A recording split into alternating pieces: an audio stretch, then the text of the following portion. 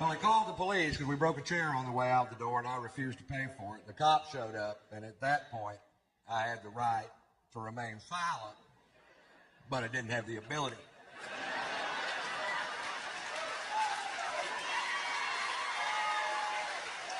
The cop says, Mr. White, you are being charged with drunk in public. I was like, hey. I was drunk in a bar. They threw me into public. I don't want to be drunk in public. I want to be drunk in a goddamn bar, which is perfectly legal. Arrest them. Well, they didn't arrest them. Instead, they call in for my arrest record. There's some good news. But anyway, they evacuate the keys, and everybody leaves except for one guy who's going to stay there and tie himself to a tree on the beach to prove a point. And the point was, he said that at 53 years of age, he was in good enough physical condition to withstand the wind and the rain from a 4th Street hurricane. All right. Let me explain something to you. It isn't that the wind is blowing. It's what the wind is blowing. If you get hit with a Volvo, it doesn't really matter how many sit-ups you did that morning.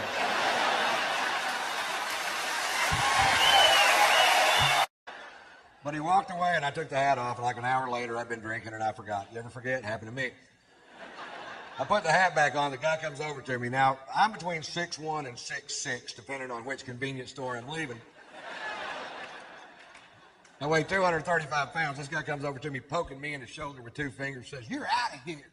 I'm like, "I don't think so, Scooter." And I was wrong.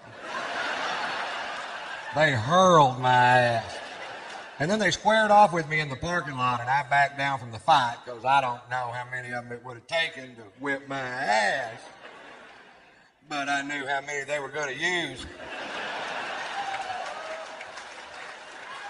It's a handy little piece of information to have right there. Overkill. I ended up getting back to my hotel room like 7:30 the next morning.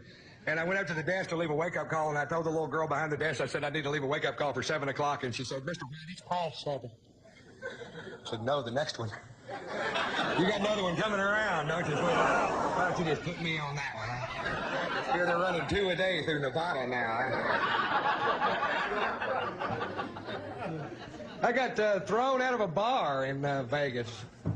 Now, when I say I got thrown out of a bar, I don't mean somebody asked me to leave, and we walked to the door together, and I said, "Bye, everybody." No, 6 bouncers hurled me out into a street like I was a human frisbee. You know them big old bouncers that go home every night, watch Roadhouse, and touch themselves? Don't drink and drive. That's what they say. They also say friends don't let friends drive drunk. Well, which one is it? Somebody's got to drive.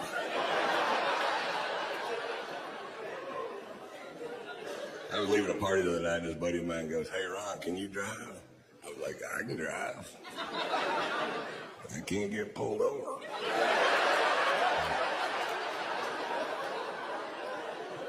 Now, I won't drive drunk, but I will ride with somebody that can't blow a .08, and I fucking know it. Because .08's not drunk. .08 is a revenue stream for the federal fucking government. That's what .08 is. It ain't drunk at all. That ain't even kind of drunk. This is drunk. Drag back in, drag